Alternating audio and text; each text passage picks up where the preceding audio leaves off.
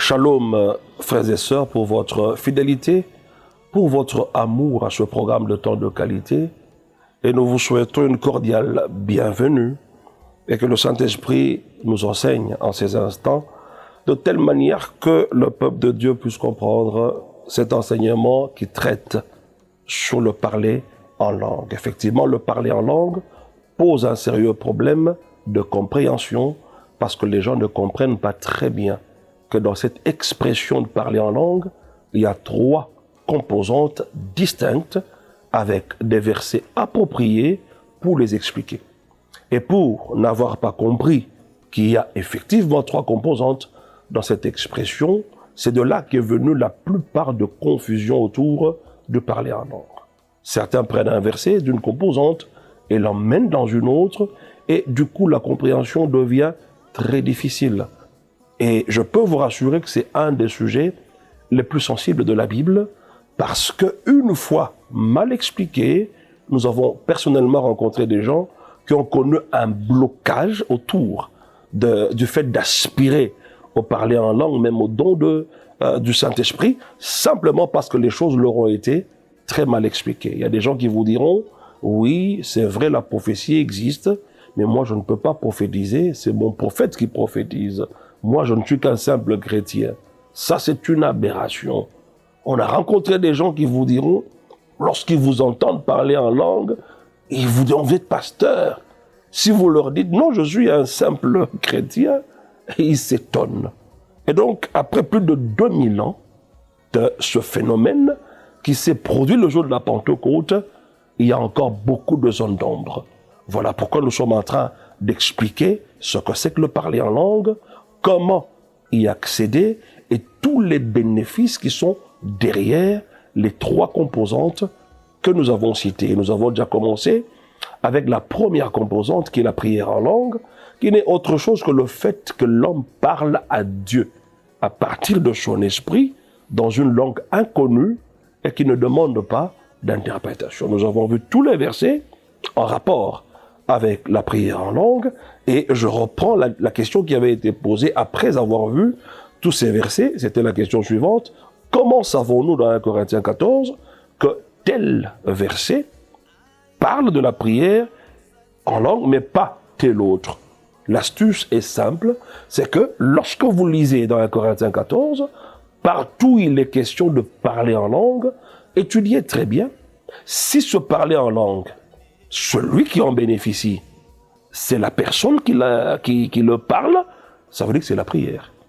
Mais quand c'est l'assemblée qui doit en bénéficier, ce n'est plus la prière, c'est un message en langue qui est interprété afin que l'Église comprenne le message et qu'elle soit édifiée. Voilà pourquoi il est écrit dans Corinthiens 14 que celui qui parle en langue prie pour avoir le don d'interpréter. Alors, s'agissant de la première composante, on était déjà en train de voir les bénéfices derrière la prière en langue. Le premier bénéfice était ce que, lorsque vous priez en langue, vous vous édifiez personnellement. C'est la première des choses. Quand on parle d'édification, c'est un peu comme une batterie qui est en train d'être rechargée. Un véhicule peut être en très bon état, mais si la batterie est à plat, le véhicule ne va pas démarrer. Voyez-vous, tout le côté allumage va poser un sérieux problème. Le côté électricité posera un très sérieux problème. Et donc la prière en langue, en termes d'édification, c'est une façon de se recharger spirituellement, de se construire dans notre esprit. Deuxième bénéfice, nous avions dit que c'était une façon excellente de rendre des actions de grâce à Dieu. Et le troisième bénéfice où on était, c'était que la prière en langue est une façon excellente de prier. C'est la prière puissante et efficace. Et le verset que nous avions exploité, c'est Romains chapitre 8, versets 26 à 27, où il est écrit, de même, l'Esprit nous aide dans notre faiblesse. Et cette faiblesse est en rapport avec notre intelligence. Notre tête ne peut pas comprendre les réalités spirituelles. Et donc, du coup, on ne peut pas formuler la meilleure prière qui soit lorsqu'il s'agit de la prière faite avec l'intelligence, la prière de la tête. Voyez-vous, le Saint-Esprit nous aide donc à formuler la prière excellente on dit qu'il intervient. Il nous aide dans notre faiblesse et nous emmène à intercéder par lui. Et celui qui sonde les cœurs connaît quelle est la pensée de l'Esprit, parce que c'est selon Dieu qu'il intercède en faveur des saints. Et on est en train d'expliquer ce verset en disant que la prière en langue aide à formuler la prière parfaite, la prière faite selon la volonté de Dieu, quelle que soit la situation. Et nous avions donné des exemples. On peut se réveiller ou à un moment donné de la journée, on a un sentiment de malaise. Mais on ne comprend pas d'où vient le malaise. Un sentiment de maladie qui commence à monter, de douleur, et on cherche à comprendre ce qui se passe. Ne cherchez pas à le comprendre avec votre tête. La Bible déclare que l'esprit de l'homme soutient l'homme dans sa maladie. Et un esprit abattu, qui le relèvera? Remarquez que si votre esprit est puissamment fortifié, si vous êtes édifié dans votre homme intérieur, votre esprit va soutenir même votre corps lorsqu'il s'agit de maladie. Est-ce que vous comprenez cela? Et donc, mes chers frères, quelle que soit la situation, priez en esprit. Le Saint-Esprit va vous donner les paroles qu'il faut. La formule, c'est laquelle? Lorsque vous ne comprenez pas la situation, comme je l'ai dit tantôt, il suffit simplement de dire « Père céleste, au nom de Jésus, je te loue, je te remercie. Louange à l'Esprit Saint qui me donne des paroles afin d'intercéder en accord avec Romains 8, 26 à 27. » Et vous commencez à prier en esprit. Je suis sûr et certain que si vous le faites avec foi, vous allez vivre les mêmes expériences que nous. Donc, aide à formuler la prière parfaite selon la volonté de Dieu, quelle que soit la situation. Nous ne savons pas tout. Et souvent, nous ne savons ni comment, ni quoi prier. Il nous manque de la sagesse et du discernement. Mais nous pouvons et devrions dépendre du Saint-Esprit en nous, comme nous nous rendons à lui par la prière en langue. Très souvent, nous ne savons pas quoi prier, comment prier, parce qu'en fait, la situation nous échappe sous le plan de la tête. Voilà pourquoi nous devons dépendre du Saint-Esprit de telle manière qu'il nous donne les paroles qu'il faut. Et donc, laissons le Saint-Esprit formuler nos prières. Il est inacceptable d'avoir un pasteur qui n'est pas baptisé de l'Esprit et qui ne prie pas en langue. Inacceptable de voir un intercesseur qui n'est pas baptisé de l'Esprit, qui ne prie pas en langue. Comment va-t-il intercéder pendant des heures et des heures? Ça sera difficile. Donc nous avons des faiblesses, car nous ne savons pas ce qu'il convient de demander dans nos prières. Alors le Saint-Esprit nous aide par des soupirs inexprimables.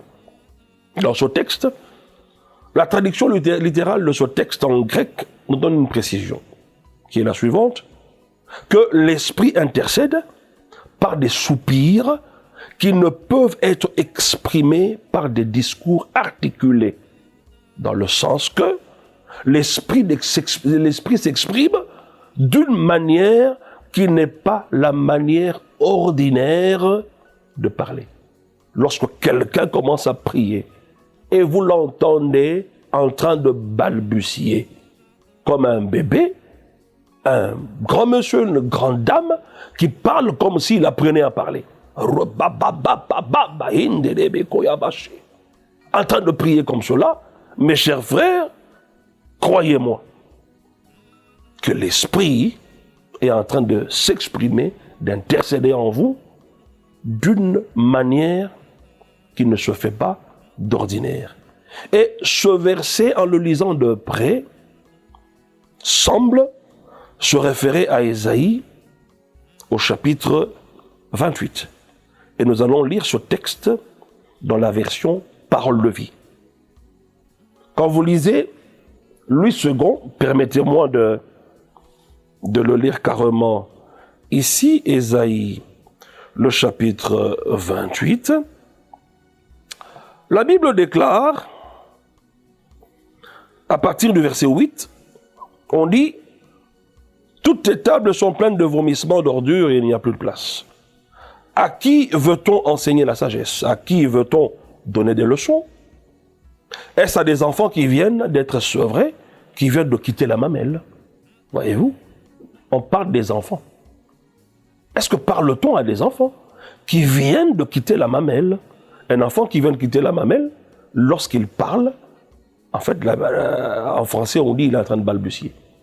Et lorsqu'un adulte joue avec un bébé, le langage de l'adulte sera un peu comme quelqu'un qui se rabaisse au niveau de cet enfant-là qui apprend à parler. Et donc, Ésaïe a manifesté un phénomène qui s'apparente à ce qui s'est passé le jour de la Pentecôte. Il était en train de balbutier. Alors les gens se demandent, mais Ésaïe, à quoi il joue? Il ne parle pas aux enfants. Il devrait s'adresser à des grandes personnes, des personnes adultes. Mais entendre son langage, c'est comme s'il parlait à des petits enfants qui viennent à peine de quitter la mamelle. Et le verset 10 nous dit, car c'est précepte sur précepte, précepte sur précepte, règle sur règle, un peu ici, un peu là.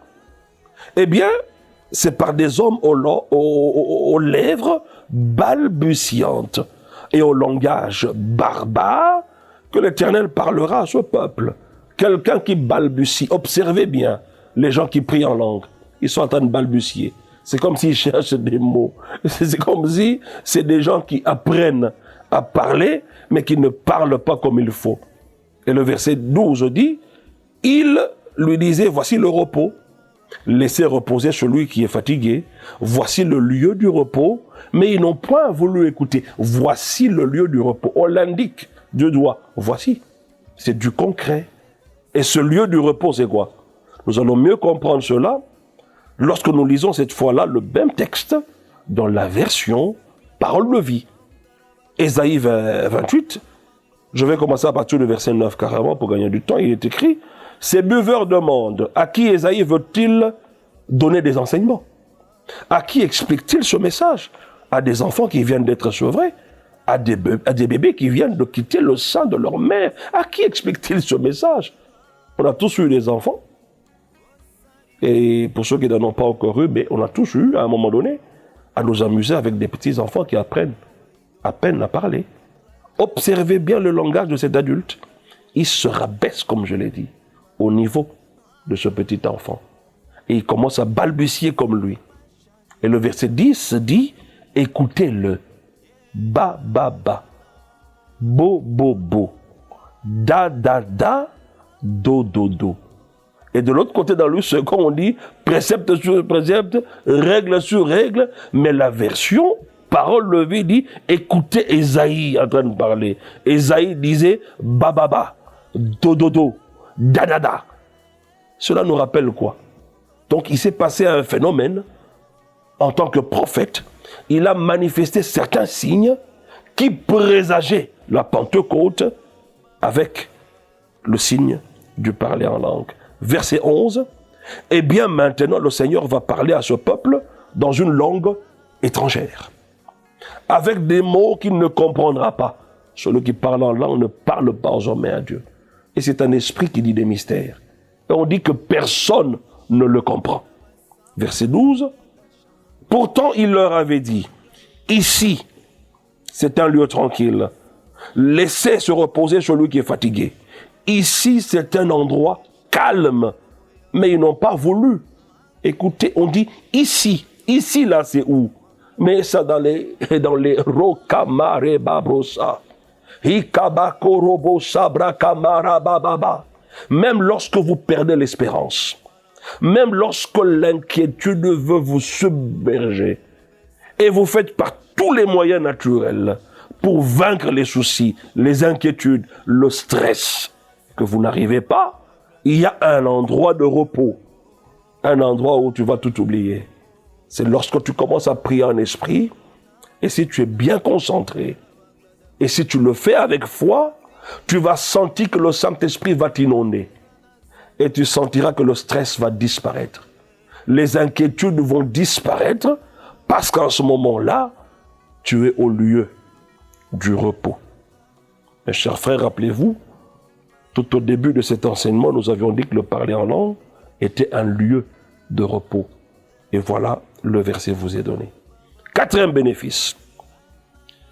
La prière en langue est une communication illimitée. 1 Corinthiens 14, verset 2, celui qui parle en langue ne parle pas aux hommes, mais à Dieu en esprit, dit des mystères. Je peux prier en langue aussi longtemps que je le veux. C'est une communication illimitée. Et personne ne peut l'arrêter. Et ce qui rend cette communication si unique, c'est que personne ne peut comprendre, surtout pas le diable. C'est ainsi qu'au début, nous avions dit que le parler en langue est un langage codé. Le diable ne comprend rien. Voilà pourquoi le parler en langue est très attaqué dans l'Église et dans le monde, parce que, justement, le diable ne comprend rien de ce qui se passe lorsque vous priez en langue. Alors, comment cela fonctionne-t-il? Posons des questions ici. Qu'est-ce que je dis ou qu'est-ce que je parle? Parler en ton propre langage, c'est parler à partir de ton intellect. C'est l'âme qui travaille. Et parler en langue, c'est parler à partir de ton esprit et dire par le Saint-Esprit des mystères et des secrets de Dieu. Et on peut le faire aussi longtemps qu'on le désire. Lequel des hommes connaît les choses de l'homme, si ce n'est l'esprit de cet homme-là? Et si cet esprit-là, qui connaît les choses de ta destinée, se met en prière, la Bible déclare que lorsque mon esprit est en train de prier, je suis en train de prier en langue. Alors quel avantage avez-vous à prier le plus souvent avec votre intelligence? Parce que votre intelligence ne connaît pas les choses qui vous concernent. Et à chaque fois que vous priez avec l'intelligence, il arrivera un moment où vous serez toujours limité et vous allez commencer à rabâcher, comme Jésus l'a dit. Rabâcher veut dire tourner autour du pot. Vous tournoyez sur place. Vous entendrez les gens vous dire « Oh Seigneur, tu es Dieu, you are my God ». Mais tu dis la même chose en anglais. Voyez-vous? Tu es limité avec le langage naturel. Alors, bascule dans les langues. Il y en a qui vont vous dire « Seigneur, je n'ai plus rien à dire. Oh Seigneur, je manque de mots. » Oui, c'est ça ta faiblesse. Et le Saint-Esprit vient au secours de ta faiblesse en te donnant des paroles en esprit afin que tu entres dans une communication illimitée. Que Dieu soit loué. Cinquième bénéfice, c'est une expression d'adoration. Je loue Dieu dans mon esprit. 1 Corinthiens 10, 46, on dit qu'ils ont entendu les gens glorifier Dieu alors qu'ils étaient en train de prier en langue. 1 Corinthiens 6, verset 20, nous dit que nous devons donc glorifier Dieu dans notre esprit. Voyez-vous, donc, le parler en langue peut aussi être une expression d'adoration.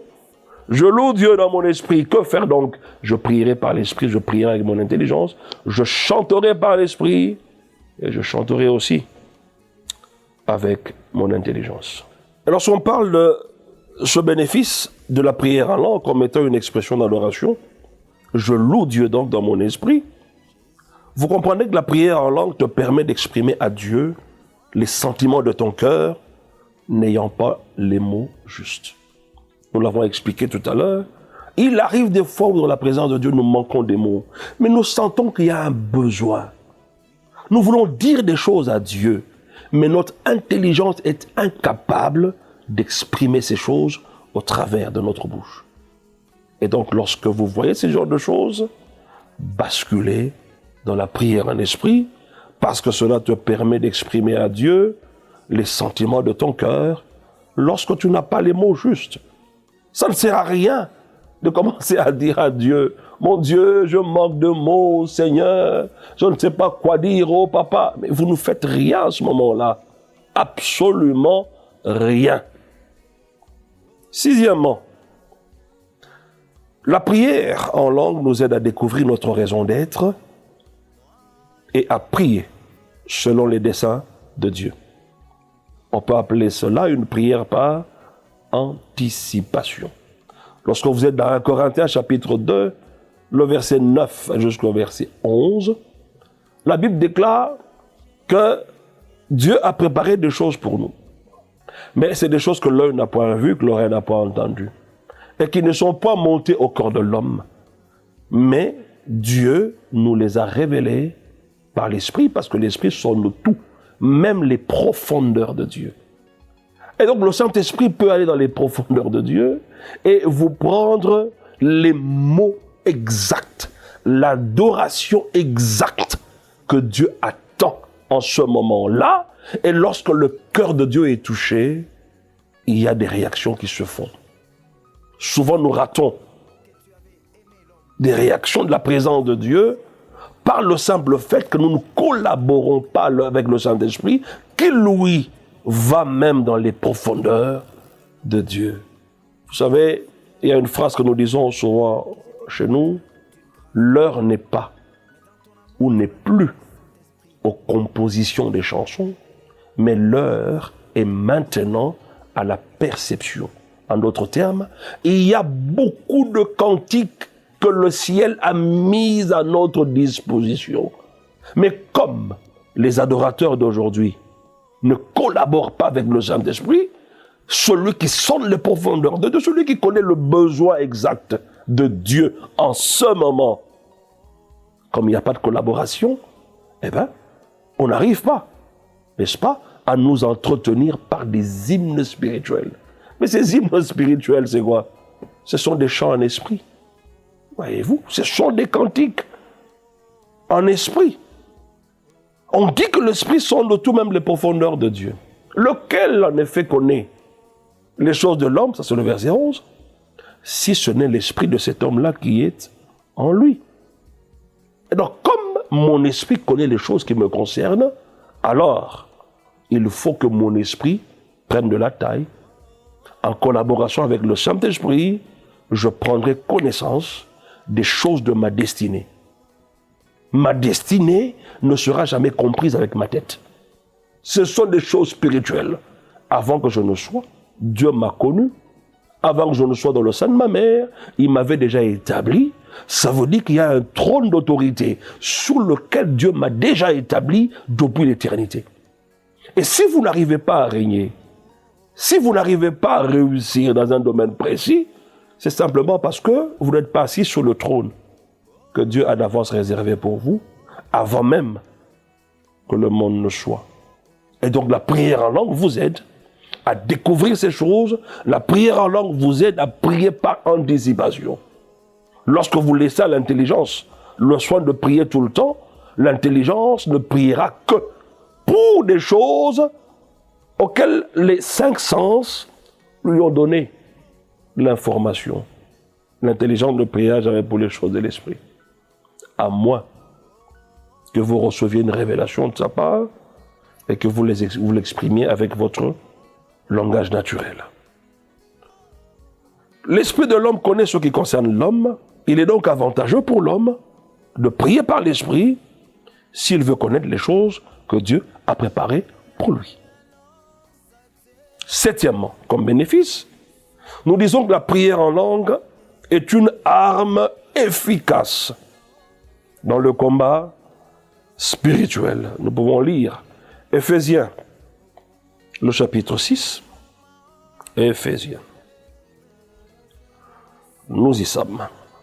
Le chapitre 6, le verset 11, et puis on va lire le verset 18. Il est écrit au verset 11. « Revêtez-vous de toutes les armes de Dieu, afin de pouvoir tenir ferme contre les ruses du diable. » On nous recommande ici de nous revêtir de toutes les armes de Dieu afin de tenir ferme contre les ruses du diable. Le sujet n'est pas les armes du combat. Alors nous allons au verset 18 qui dit « Faites en tout temps par l'Esprit toutes sortes de prières et de supplications. Veillez à cela avec une entière persévérance et priez pour tous les saints. » Parmi les armes qui sont citées, la seule arme, je dirais, si vous lisez attentivement ce texte, la seule arme en rapport avec la prière, c'est ce que le verset 18 nous dit. Faites en tout temps, par l'Esprit, toutes sortes de prières. Par l'Esprit, toutes sortes de prières. Et la prière faite sous l'action du Saint-Esprit, c'est la prière en langue. Toutes sortes d'esprit. toutes sortes de prières de supplication. On dit de veiller à cela avec une entière persévérance. Alors là, nous revenons au temps passé dans la prière en langue. Et on précise à la fin en disant « Et priez pour tous les saints ». Ça rime avec Romains chapitre 8, le verset 27. Car l'Esprit sonde le cœur, il sait que c'est en faveur des saints que nous sommes en train de prier quand nous prions en langue. Comprenez-vous cela? Il ne suffit pas simplement de se lever et commencer à crier feu par-ci, feu par-là, je brise, je casse, je prends mon épée de l'esprit, je coupe Satan. Eh bien, écoutez, toutes ces choses, nous ne sommes pas dans une fiction, nous sommes dans des réalités spirituelles. Lorsque je prie en esprit, je suis en train de faire aussi le combat spirituel. C'est une arme du combat et une arme très efficace dans la prière. Huitièmement, je suis un vrai circoncis quand je rends à Dieu un culte par l'esprit. Philippiens 3:3. Si vous ne savez pas rendre un culte en esprit, alors vous n'êtes pas un vrai circoncis. Neuvièmement, Paul, en accord avec 1 Corinthiens 14:18, qui dit « Je rends grâce à Dieu de ce que je parle en langue plus que vous tous. » Vous comprenez par là que Paul a certainement vu les avantages du parler en langue, comme prière, car il s'en félicite et rend même grâce à Dieu. Pas étonnant qu'il ait écrit plus de la moitié du Nouveau Testament. Les langues peuvent être source d'inspiration. Ah oui. Si l'apôtre Paul, qui a été aussi efficace dans son ministère, vous dit qu'il rend grâce à Dieu, c'était un sujet d'action de grâce. Alors quand quelqu'un dit merci, avec autant de sentiments mêlés, c'est parce que ce qu'il a reçu est d'une valeur inestimable. Il dit, je rends grâce à Dieu de ce que je parle en langue plus que vous tous. Ça veut dire que, au travers de cette pratique, l'apôtre Paul a expérimenté des choses extraordinaires, et ce n'est pas étonnant qu'il ait écrit la moitié de la Bible, dans le Nouveau Testament, et donc les langues peuvent être source d'inspiration. Dixièmement, et on finit par là, c'est par l'Esprit Saint que je chasse les démons. Alors, si je collabore avec le Saint-Esprit au travers de la prière en langue, alors j'aurai suffisamment de force, d'énergie spirituelle pour qu'aucun démon ne résiste devant moi. Matthieu 12, 28 le dit. Si donc c'est par l'Esprit de Dieu que je chasse les démons, alors le royaume est venu vers vous. Lorsque le royaume vient vers les hommes, et c'est le cas, parce qu'il est déjà venu vers nous, nous devons expérimenter l'autorité sur les démons. Alors, les quelques bénéfices que nous avons donnés ne sont pas les seuls bénéfices. C'est entre autres ce que nous avons vu dans la parole de Dieu, ce que nous avons expérimenté et retrouvé par la suite des versets qui expliquent cela. Alors nous posons une question. Qui prend l'initiative de prier en langue? La réponse, c'est l'homme lui-même qui prend l'initiative de prier en langue. Actes des Apôtres, chapitre 2, verset 4. Lorsqu'ils furent remplis, ils se mirent à parler. On ne dit pas qu'ils se mit à parler comme s'il s'agissait d'une personne, le Saint-Esprit, qui parlait en eux. Non, ce sont les hommes qui ont commencé à parler, mais sous l'inspiration du Saint-Esprit. Et donc retenez que c'est l'homme qui prend l'initiative de parler en langue. En termes de prière, je peux prier en langue autant que je veux, aussi longtemps que je voudrais, dans le nom de Jésus-Christ. Je t'invite à le faire avec moi. Nous ne savons pas ce qu'il convient de demander, mais nous savons qu'il y a des besoins, tant d'ordre spirituel que naturel. Voilà pourquoi nous te demandons, Père Céleste, au nom de Jésus. Nous disons louange à toi, Saint-Esprit, parce que tu nous accordes les paroles qu'il faut afin d'intercéder pour nos vies, pour notre pays, mais également pour l'Église du Seigneur, En accord avec Romains 8, 26 à 27, nous pouvons prier au nom de Jésus. Rabakarabababa. Imandere babrokobo sharababe. Marabako robosa kabake. Hiyarababre kariorobosa. Mandrabakoriadabababa. Rebeka makereba koboshe. Himabrekeriadaba zinduriyo. Rokobo sarabababa. Hiyaraba brokobo shakandadabaye.